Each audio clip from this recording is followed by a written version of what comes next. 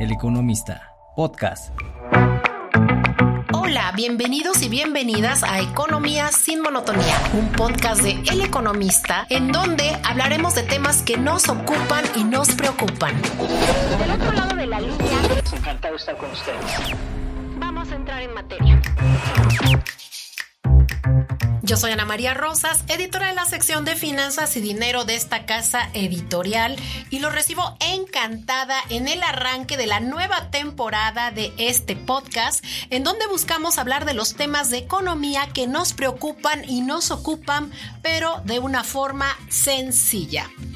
Este 8 de marzo es el Día Internacional de la Mujer, que si bien empezó a conmemorarse a nivel mundial a partir de 1975 por parte de la Organización de las Naciones Unidas, lo cierto es que es resultado de años de lucha. Incluso los antecedentes de este movimiento por la igualdad de las mujeres en todos los ámbitos de la vida, que van desde la familia hasta las esferas políticas, vendrían desde 1917, sí, hace más de 100 años, y están vinculados a los movimientos feministas durante la Revolución Rusa. Y bueno, como les he mencionado en otros podcasts, la desigualdad entre hombres y mujeres viene desde el tiempo de las cavernas. Los avances han sido muy lentos, pero en los últimos años ha habido un mayor reconocimiento a nuestra participación. Y para hablarnos del papel de la mujer en la economía, está en esta cabina Fernanda García. Ella es politóloga, directora de Sociedad Incluyente del Instituto Mexicano para la Competitividad, el IMCO. Bienvenida, Fernanda, muchas gracias por estar con nosotros. Ana María, es un gusto estar aquí, muchísimas gracias por la invitación y qué gusto que vamos a estar trayendo este tema este 8 de marzo.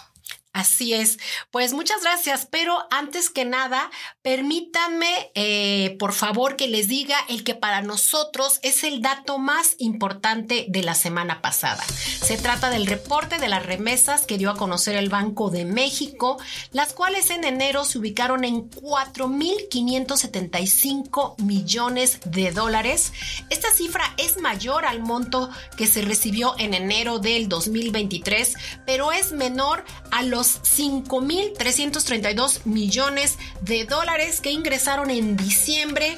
Y por cierto, fuera poco, al cambiar los dólares a pesos, cuando llegan nuestros paisanos, pues resulta que obtuvieron 11.9% menos que hace un año, pues por la fortaleza del peso. Pero para conocer más de esta información, los invitamos a que lean la información en las páginas de El Economista y en nuestro sitio web. Y ahora sí, vamos a entrar en materia.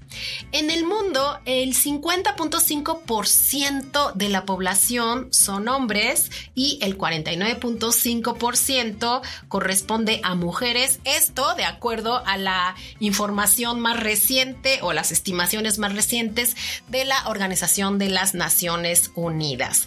Y en el caso de México, hay 130 millones de habitantes, según el INEGI, de los cuales 64 millones son hombres y 66 millones son mujeres. O sea que en México hay más mujeres que varones. Y uno diría, bueno, que la participación, pues más o menos tendrá que ser igual. Incluso la de las mujeres tendrá que ser mayor, ¿no? Pero esto no es así, ¿verdad, Fernanda? ¿Qué dice el IMCO al respecto en esta participación que tiene la mujer en la economía? Así es, bueno, desde el IMCO hemos analizado la tasa de participación económica. Esto quiere decir la proporción de la población que tiene 15 años o más, que tiene un empleo o que busca uno. Esta tasa de participación es de 46% para las mujeres, es decir, del total de mujeres en esta situación, 46% es económicamente activa. Y sí tengo que decir que esta es una tasa histórica, desde 2005, cuando el INEGI empezó a medir estos datos. Sin embargo, cuando lo comparamos con los hombres en esta misma situación, estamos muy por debajo todavía. Los hombres esta tasa asciende al 76%, ¿no? Entonces tenemos una diferencia de 30 puntos porcentuales entre la participación económica de las mujeres y de los hombres. Y no solamente eso, cuando vemos cómo se ve México con otros países, ¿no?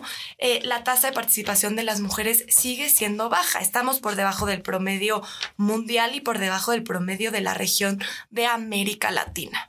Entonces, igual si lo vemos en el tiempo, la tasa de las mujeres no ha cambiado. O sea, de 2005 a la fecha, la tasa de participación económica de las mujeres ha oscilado entre el 40 y el 46%. Entonces, algo está pasando en nuestra economía que tenemos una participación de mujeres por debajo de los hombres, pero también del promedio mundial, del promedio de América Latina, y que además no ha cambiado en los últimos, prácticamente podemos hablar en las últimas 2 décadas. Y una cosa es la participación, y aquí viene en qué áreas es donde trabaja la mujer y cuánto percibe, ¿no? Que yo creo que también es muy importante. La brecha salarial entre hombres y mujeres es súper importante, ¿no, Fernanda? Totalmente, porque no solamente nos debería importar que las mujeres tengan un empleo, sino las condiciones que enfrentan en el mercado laboral. Y bien lo decías, desde 1875, cuando empiezan estos movimientos, el sector textil de Estados Unidos sale a las calles, ¿no? Las mujeres de este sector textil para hablar y para demandar igualdad salarial y para demandar las mismas condiciones laborales que los hombres.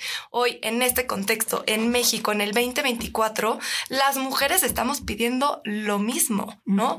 Que hablemos de ganar lo mismo en el trabajo y que tengamos las mismas condiciones. ¿Cómo se ve este panorama hoy en México?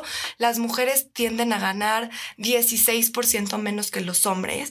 Esto, de una manera más sencilla, lo que significa es que en promedio, por cada 100 pesos que percibe un hombre por su trabajo al mes, una mujer percibe 84 pesos. 84. ¿No? Estamos hablando de una diferencia de 100 en comparación con 84. Otro de los indicadores para hablar de las condiciones laborales es la informalidad. Si bien México es un país donde las tasas de informalidad son altas y siempre lo han sido, para las mujeres es aún más, ¿no? Las mujeres 55% de ellas trabaja en la informalidad en comparación con 49% de los hombres, ¿no? Que están en esta misma situación. ¿Y qué significa estar en la informalidad y por qué es tan importante? Pues es el tema de tener menos acceso a seguridad social, instituciones de salud, certidumbre jurídica. No puedes tener un empleo hoy, mañana no tienes un contrato que te lo respalde. Y algo que es impresionante, la informalidad penaliza los ingresos de hombres y de mujeres, pero para las mujeres que están en la informalidad ganan 48% menos que las mujeres que están en la formalidad. Y en el caso de los hombres, este porcentaje es de 36%. Entonces, sí estamos hablando que las mujeres que están en la informalidad pueden llegar a ganar prácticamente la mitad, ¿no? De lo que gana un varón, haciendo lo mismo. Esa es una discusión interesante, porque no podemos medir a nivel agregado cuánto gana una persona en el mismo puesto, en la misma empresa, en el mismo sector, ¿no? Que eso es lo que llamamos igualdad salarial. Pero lo que tenemos son los datos públicos que reporta el INEGI, que lo hace de manera agregada, y es cuando podemos medir estos datos que acabo de compartir. Solamente las empresas con sus reportes de nómina podrían hacer, ¿no? Esto de igual trabajo, igual valor, igual remuneración. Sí, y además aquí tiene que ver también lo que hablábamos de los sectores. Yo veía un reporte de GBM, Grupo Bursátil Mexicano, que hicieron, yo creo que lo hicieron hace como 8 meses. Su economista en jefe lo presentó en alguna reunión donde yo estuve, y la brecha va subiendo por sectores. Y por ejemplo, en el sector financiero la brecha era muy fuerte, en el sector de tecnología se va abriendo, ¿no? Y entonces estamos hablando de brechas de empleo formal, obviamente, del 20%, de más del 20%, haciendo exactamente lo mismo, ¿no? Entonces esto es lo que a mí me llama la atención, y en podcasts anteriores hemos hablado que esto tiene mucho que ver, desgraciadamente, con esta doble labor que hacemos las mujeres, ¿no? Es esta doble jornada que tenemos, ¿no? Porque nosotras pues todavía llegamos a hacer muchas actividades en nuestra casa y además si somos madres o si tenemos familiares, no sé, nuestros padres, pues nosotras somos las que nos encargamos de los cuidados, que esa es otra variable, ¿no, Fernanda? Que es súper importante. Algo que me preguntan mucho, Ana María, cuando hablamos del tema de participación económica de las mujeres es ¿por qué no ha cambiado en el tiempo? ¿No? ¿Por qué si cada vez escuchamos mayor compromiso de las empresas, que el gobierno va a implementar políticas a favor de la igualdad, que se está destinando recursos públicos, ¿por qué no cambia?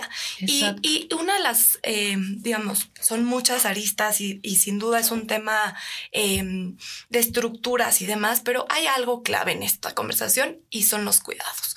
Las mujeres seguimos cuidando, como tú bien lo dices, ¿no? Entonces, ¿qué pasa? Que en México en promedio una mujer dedica 40 horas a la semana a las tareas no remuneradas. Estamos hablando desde trabajos de cuidados hasta cambiar un foco o pagar la luz. Y los hombres dedican, en contraste, 16 horas. Entonces, las mujeres ya tienes un empleo, ¿no? Como el equivalente a un empleo de tiempo completo de lunes a viernes de 8 horas, dedicándolo solamente al hogar. Entonces, eso es lo que bien decías, las dobles cargas.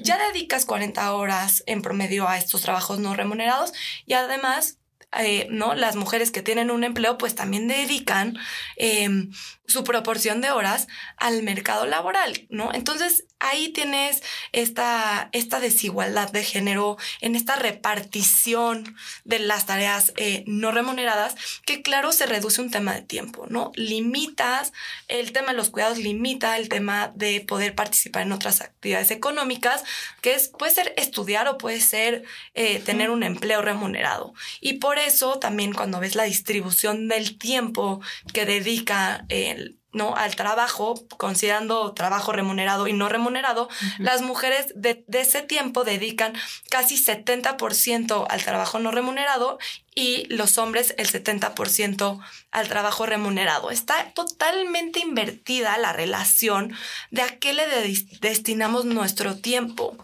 Y ahí me gusta mucho el trabajo que ha hecho el INEGI en visibilizar y medir no solamente cuántas horas dedicamos hombres y mujeres a estas tareas, pero cuánto sería el valor equivalente de estas tareas, ¿no? ¿Cuál es el valor económico de estas tareas? Y ahí lo que hace es decir, bueno, si los miembros del hogar delegáramos estas tareas a alguien más, ¿cuánto nos costaría como país? Y esto asciende a 7.2 billones de pesos. Es una locura. Dinero. Sí, claro. Que equivale a 20 y tantos por ciento, el 24% leía, ¿no? Así es, 24% del PIB. 1 de cada 4 pesos que genera la economía en México. Es enorme. Sí, es mucho dinero. Y aquí, por ejemplo, el subsecretario de Hacienda, Gabriel Llorio, es un tema que a mí me llama la atención porque yo en otros sexenios, debo de decirlo sinceramente, no había escuchado que se hablara tanto de este Sistema Nacional de Cuidados. Le podemos cambiar el nombre, pero es eso, ¿no? Finalmente. Y Gabriel Llorio dice que por lo menos se tiene que dedicar 1.4% del Producto Interno Bruto para poder tener este Sistema Nacional de Cuidados. Pero aquí hay otra parte, porque él menciona que tendría que ser tripartita, ¿no? Como el seguro social, ¿no? Como cuando ahorro para mi pensión, ¿no? Sí. Entonces, dice, tendría que ser tripartita. Pero yo digo, bueno, tripartita es el trabajador da una parte, el gobierno da una parte y mi empleador va a dar otra parte. Pero aquí hay una variable. El 50% está en la economía informal, ¿no? Entonces, ¿de dónde sale esto? Fernanda, ustedes en el IMCO han analizado cuáles podrían ser estas políticas públicas, estos cambios que podría haber. Por ejemplo, se habla mucho de las guarderías, ¿no? Híjole, me quitaron las guarderías, me quitaron las escuelas de tiempo completo, ¿no? Entonces, pues nosotros nos salimos a trabajar. Cuando hablo de nosotros, digo las mujeres, pues, bueno, y también los varones, porque pues también hay muchos varones que tienen este doble papel, ¿no? Uno se sale a trabajar y pues en el trabajo no te van a dar chance de que ve por el niño y vele a dar de comer. Entonces, si tienes una escuela donde puedas salir un poquito más tarde e ir por él, pues esa es una gran ayuda.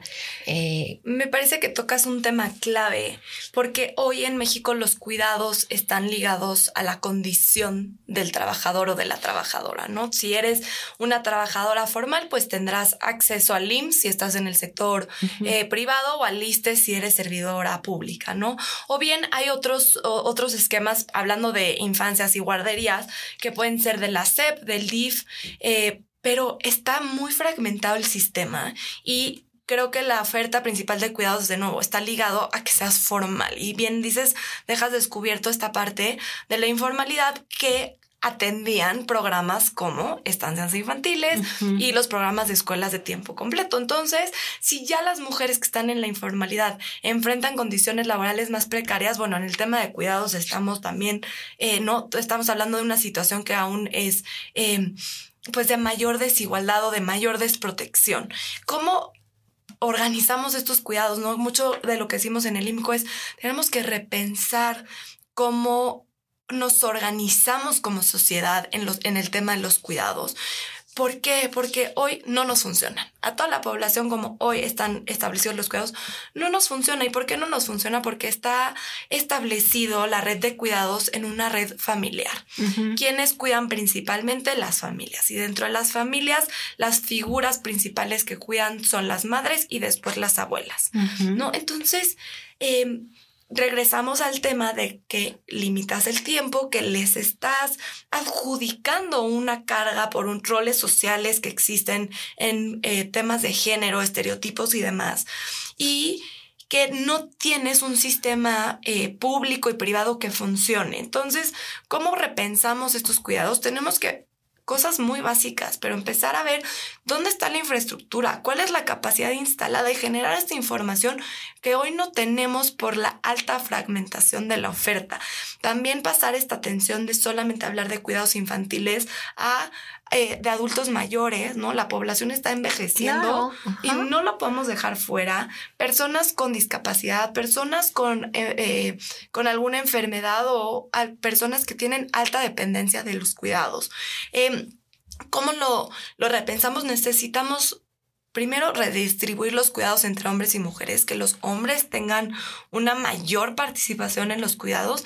Y otra parte es sí, un sistema que incluya a los hogares, al Estado y a las empresas. Y ahora sí que a cada quien nos va a tocar una parte distinta, porque esto es un tema que nos involucra a todos y a todas. Acciones concretas, que los hombres tengan permisos de paternidad que equivalgan, que sean equivalentes a las licencias de maternidad, ¿no? Ya en países que tienen mayor igualdad ni siquiera hacen la distinción de maternidad y paternidad. Estamos hablando de licencias parentales donde la pareja decide distribuir el tiempo de una manera, ¿no?, que le funcione a cada familia. Inclusive en parejas del mismo sexo, ¿no? Exacto. Ya desde hablar de licencias parentales, ya no estamos hablando de que tiene que ser hombre y mujer quien tome esa licencia, ¿no? Rampas de maternidad para las mujeres que ayuden a que ellas salgan del mercado laboral de manera escalonada, pero que también regresen de manera escalonada, porque aquí en México... ¿Cómo se llaman? ¿Rampas? Rampas de maternidad. Ah, está muy bien ese término. Ajá. Porque aquí en México, día 84, después del parto, estás en casa, estás con tu bebé, pero día 85 ya estás de tiempo completo de regreso. Y a ver cómo le haces. Exacto. Entonces ahí hay todavía un reto y los hombres tienen 5 días. Entonces, bueno, necesitamos que se parezcan más.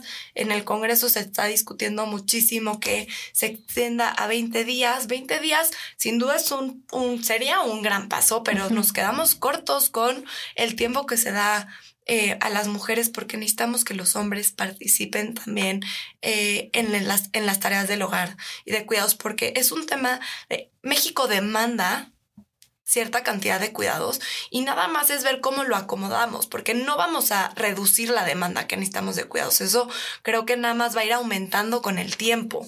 Entonces, si eso ya es un hecho, ¿cómo lo repartimos, no? ¿Cómo lo repartimos de nuevo para que nos funcione a todas y a todos?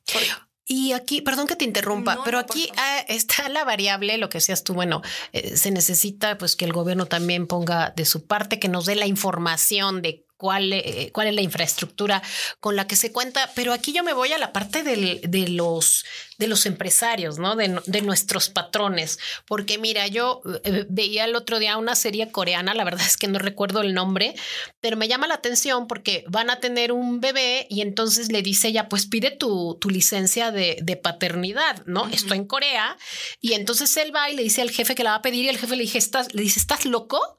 O sea, no te puedes ir, vete tu semana y regresas. Y es o sea, ellos sí lo tienen, pero tampoco es que lo aprovechen y le dice el jefe, no, estás mal, o sea, no lo vas a usar. O sea, si tú te vas, ¿qué hago? ¿A quién pongo? ¿No? Entonces, es una cuestión también, yo creo que es no sé si es usos y costumbres o cómo llamarla, ¿no?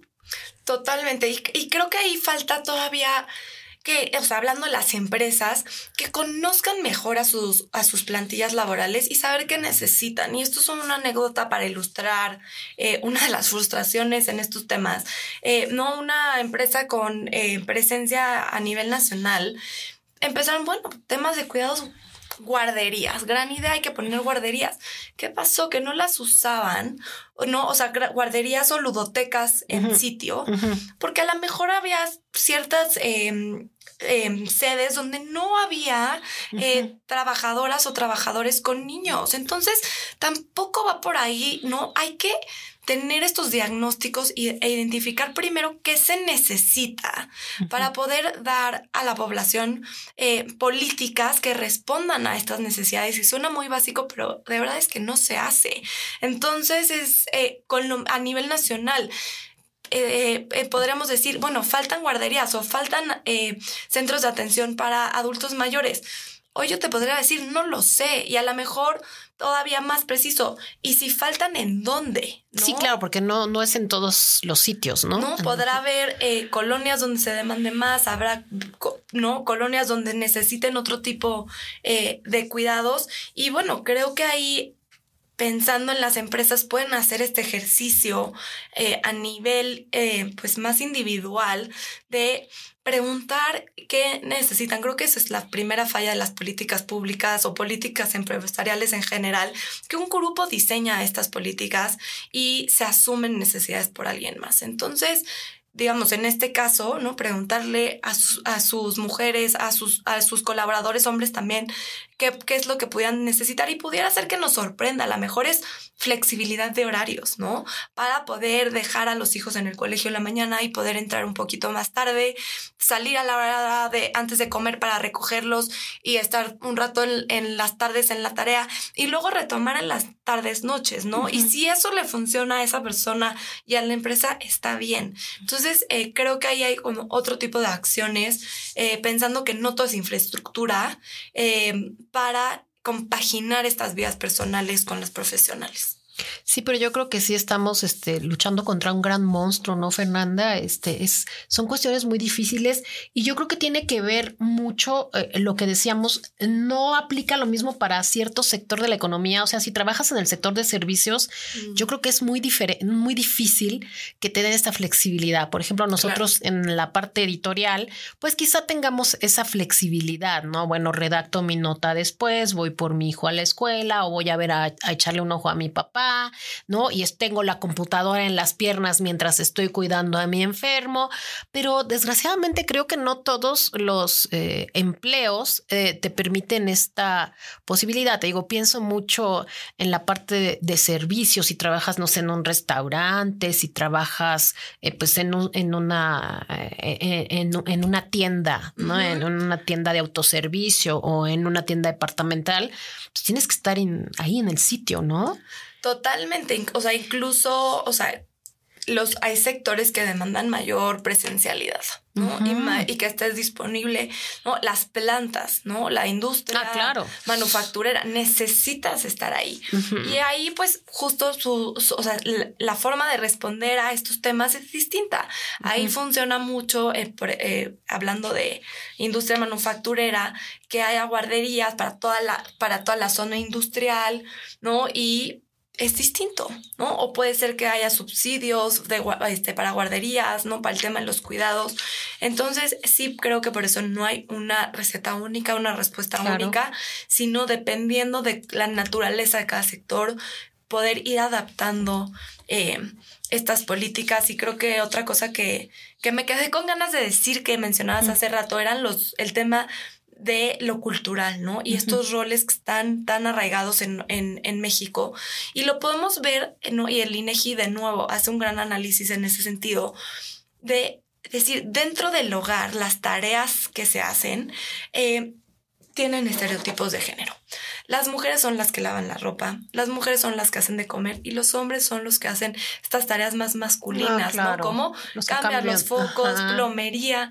Entonces, aunque está aumentando la tendencia de participación de hombres dentro del hogar, muy lentamente, pero bueno, hay que reconocer que está avanzando, hay que preguntarnos y hacer este ejercicio también en casa de qué estamos haciendo, ¿no? Le pedimos a tanto niñas como niños que nos ayuden a recoger la mesa, y solamente al niño a lo mejor de nuevo, no sé, cambiar el foco. Entonces, ese tipo de cosas que empiezan desde la infancia, las vamos pues marcando conforme aumenta, ¿no? El tema de conforme vas avanzando en la escuela, cuando llegas al mercado laboral, y luego enfrentamos todo esto que vemos hoy en las trayectorias profesionales, que si vemos el origen de las mismas, pues no debería de ser tanta sorpresa, ¿no? Pero, por ejemplo, en la escuela te enseñan, no sé, estoy hablando de un chico de secundaria y están en el mismo salón, y a todos les dejan la misma tarea, a todos les dicen, a ver, vamos, presenten un proyecto para emprender un pequeño negocio, estoy inventando. Entonces, hasta ahí todo va igual. Entonces, ¿por qué al momento ustedes también tienen cifras interesantes, ¿no? Al momento de emprender, ¿quiénes emprenden más y a quiénes les va mejor? ¿A los varones o a las mujeres?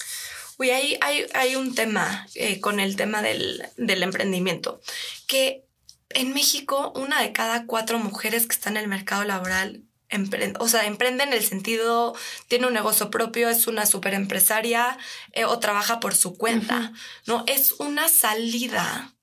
A lo que decíamos, como no tengo de otra... Sí. Tengo que emprender, o sea, emprendo más por necesidad que por iniciativa propia, ¿no? O sea, para poder ser dueña de mi tiempo, para poder trabajar desde casa, para poder tener un negocio mientras cuido a mis hijos. Entonces luego decimos, México es un país de emprendedoras. Hay que tener cuidado con eso, porque al final es el resultado de un mercado laboral que no es flexible, ¿no? Y es un tema que hay que traer y hay que hablar más, y las cosas, decirlas como son. Es una respuesta que encuentran las mujeres para tener ingresos propios, porque no lo pueden hacer en el mercado laboral formal que hoy tenemos, porque ha sido un mercado con estructuras que ha cambiado tan poco, ¿no? Entonces, pues...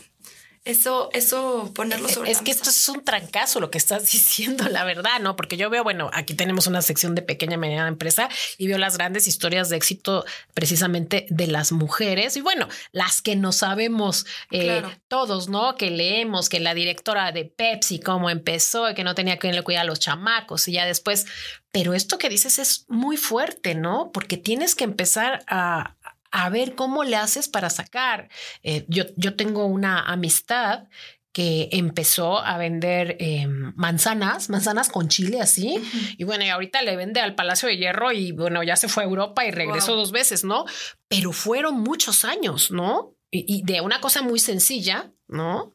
Pero bueno, pero también ya es una cadena, me refiero a una cadena de producción, ¿no? Una cadena, ¿no? Donde, bueno, tú ya tienes a tu proveedor de las manzanas, que no es cualquier cosa porque tienen que ser todo el año. Te digo, es un ejemplo a lo mejor muy básico, pero fue por eso también, porque ella me dice, no me alcanzaba para la colegiatura, ¿no? Sí, no, y que al final esto está estudiado en México y en otros países. Las mujeres, cuando entran al mercado laboral, pensando y acotando la verdad, ahora sí que a la la población que estudia una licenciatura, ¿no? Porque estudian, entran al mercado laboral y ¿qué pasa? Que después de 10 años, más o menos, las mujeres empiezan a tener hijos. Y entonces salen del mercado laboral y regresar al mismo puesto que tenían antes, imposible. Regresar a lo mismo que hacían, imposible. Y entonces, ¿qué haces? O sea, ¿qué haces? ¿Vas a empezar desde más abajo? Pues no, creo que encuentran mayor flexibilidad y mayor oportunidad generando, ¿no? Este tipo de, voy a empezar a vender un producto, voy a empezar a brindar un servicio. Y entonces, pues ya la brecha entre hombres y mujeres se dispara. Ahí es donde se pierde, ¿no? Donde se pierde lo que tenías ganado, porque te están, o sea, es el costo de la maternidad, es muy fuerte, ¿no? Así es. Es algo que de verdad, y es bueno por lo que están abogando en nuestras compañeras, me refiero al género, ¿no? Al género para pues para que se recuerde, como dicen, bueno, el día a las mujeres todos los días se les tiene que recordar, pero finalmente esta es una semana que es muy importante para que hagamos una reflexión, ¿no? Hagamos una reflexión. Por eso, amigos, amigas, por eso está aquí Fernanda, para poner sobre la mesa estos temas. Por ejemplo, a mí me hace mucho ruido esto que dicen, ¿no? De que pues no tuvieron de otra y por eso lo están haciendo. No es que seas emprendedora y wow, y esto es muy fuerte, ¿no? Porque aquí estábamos hablando de todos los ámbitos de personas que tienen una preparación, no sé, hasta la secundaria, la prepa, y estamos también hablando de personas que tienen incluso estudios de posgrado, ¿no? Y que tienen en este costo que tienen que pagar para regresar al mercado laboral, que es algo muy, muy fuerte. Pues Fernanda, yo te agradezco mucho. No sé si tengas algún otro tema por ahí en tu agenda que sea importante recordarles a nuestros amigos y amigas, o sea, a todos los que nos escuchan. Lo último que quisiera decir, Ana María, es que todo esto se reduce a un tema, el tema de la autonomía económica, ¿no? Es algo que a lo mejor todo lo que podemos hablar en cifras, nivel macroeconómico, decimos, bueno, lo podemos ver más lejano, pero algo que lo podemos ver a nivel individual es, tenemos ingresos propios, tenemos control sobre estos ingresos, son suficientes para cubrir nuestras necesidades para que podamos tomar decisiones libres.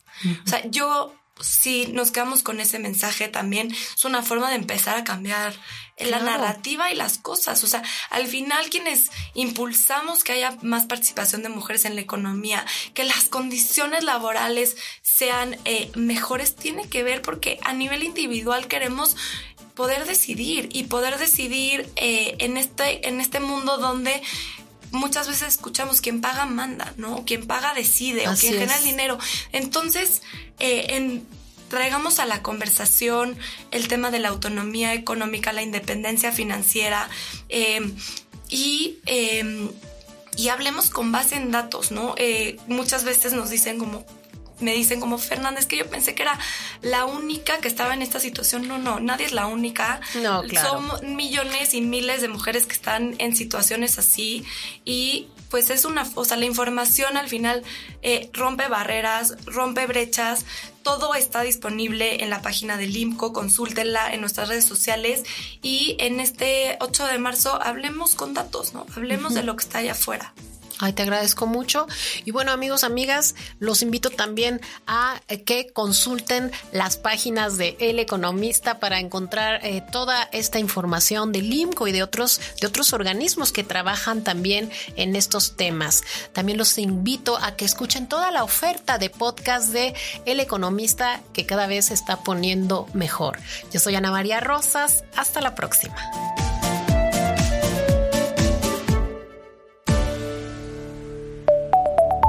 El Economista, podcast.